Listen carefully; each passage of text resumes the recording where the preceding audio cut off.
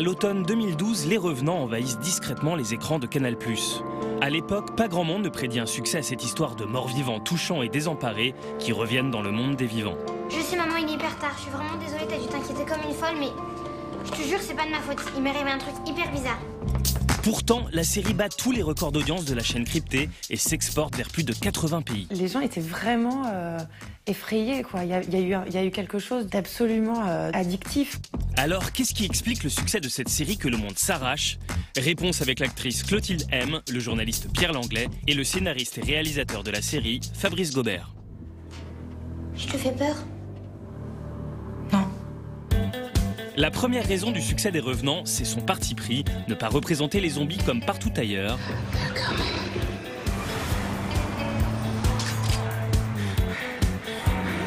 Une décision prise en commun accord avec le romancier Emmanuel Carrère, venu épauler Gobert au début de l'écriture du scénario. C'est sûr que le travail avec Emmanuel Carrère a été décisif pour Les Revenants. Je ne sais pas si c'est parce que c'est un romancier, c'est surtout parce que il est ce qu'il est, mais c'est vrai qu'il avait une faculté à réfléchir et à creuser les personnages et à creuser les situations qui a fait vraiment progresser la série dans le sens de ce qu'elle est aujourd'hui, c'est-à-dire une réflexion peut-être plus intime et moins fantastique que ce qu'elle aurait pu être à la base. Autre raison qui explique le phénomène des Revenants, le fait qu'elle soit à la fois une série de genre, chose rare à la télévision française, mais surtout une série profondément intimiste.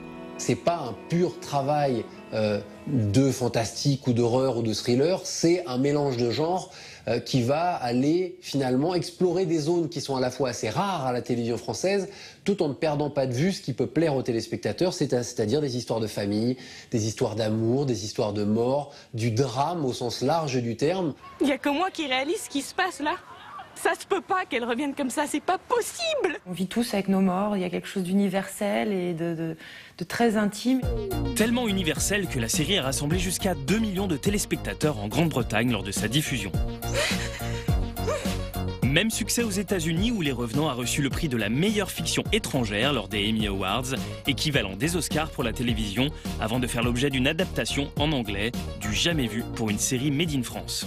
Ce qui a plu à l'étranger, c'est que ça reste aussi très français, c'est qu'elle est très marquée dans ce village en Haute-Savoie, avec même s'il y a des références anglo-saxonnes fortes dans la série, il y a une empreinte très française et un jeu français, je ne sais pas ce que ça veut dire, mais c'est vrai, c'est série d'auteur. C'est une série française, mais qui finalement est universelle dans le monde qu'elle met en scène parce qu'il a justement cette capacité à renvoyer à des univers qui sont familiers, à un monde qui est finalement peut-être exotique quand elle s'exporte à l'étranger, mais suffisamment réaliste dans ce qu'il met en scène pour que le public s'y retrouve. Avec son univers graphique et immédiatement reconnaissable, la série est une vraie réussite esthétique. Une identité visuelle forte qui a contribué à marquer un peu plus les esprits. J'avais comme référence majeure un photographe américain qui s'appelle Gregory Crewdson qui crée des atmosphères extrêmement étranges dans des décors assez ordinaires. Et ça correspondait bien à ce qu'on voulait faire dans la saison 1, puisqu'on voulait vraiment un décor réaliste, filmé de manière à donner de l'étrangeté à ces décors. Puis pour certaines images, pour certains plans, il y a des références à Bill Viola, c'est-à-dire qu'il travaille beaucoup sur les allers-retours entre la vie et la mort. Immédiatement, ça nous a tous parlé. Alors que les équipes de Fabrice Gobert finalisent le montage de la saison 2, l'excitation est grande chez les fans des Revenants. Mais cette nouvelle saison arrivera-t-elle à les satisfaire?